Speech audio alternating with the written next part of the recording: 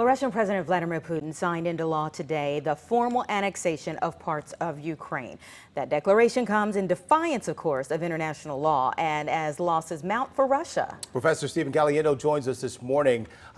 There's a lot to unpack about what's going on here in Russia, but you are the right man to help us understand what's happening.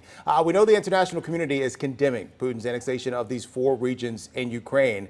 Can they do anything? Can they take any action now against Russia?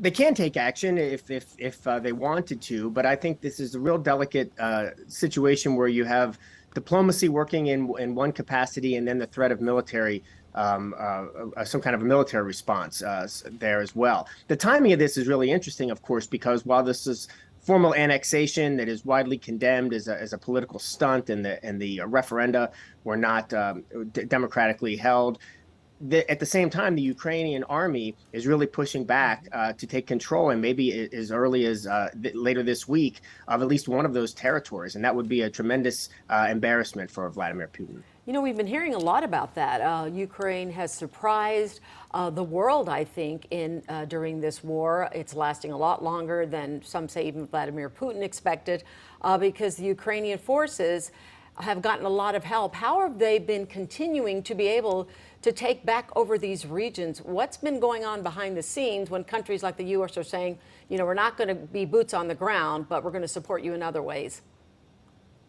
That's exactly right. I mean, I think the idea was to send, I think just yesterday, President Biden said he was going to send another $850 million in support. Certainly other Western alliance countries have been doing so. And the idea was to say this isn't a NATO mission necessarily, but rather it's support for the Ukrainian forces on their own to defend their own homeland. And so it has been surprising in terms of how supportive the world has been and how resilient those forces have been. The problem becomes for Putin, he's getting pressure, that external pressure, but he's also increasingly having pressure from within.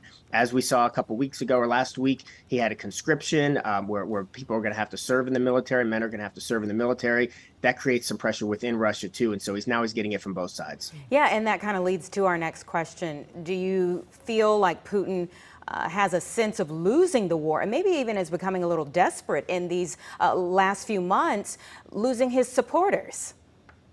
That is the concern for sure. And when I say the concern, I mean from the Western alliances. You don't want a desperate person in charge, especially in a country that has nuclear capacity. However, again, the delicacy of diplomacy becomes important. It's important not just to crush Putin, but to give him a way to save face, to give him a way out that would make it make him feel not so desperate. And so certainly a lot of things are going on behind the scenes to make that a reality. Well, the world is certainly still watching what's taking place there. So we appreciate you, as always, chiming in to let us know, you know, the details that are so hard sometimes for us to sift through with this.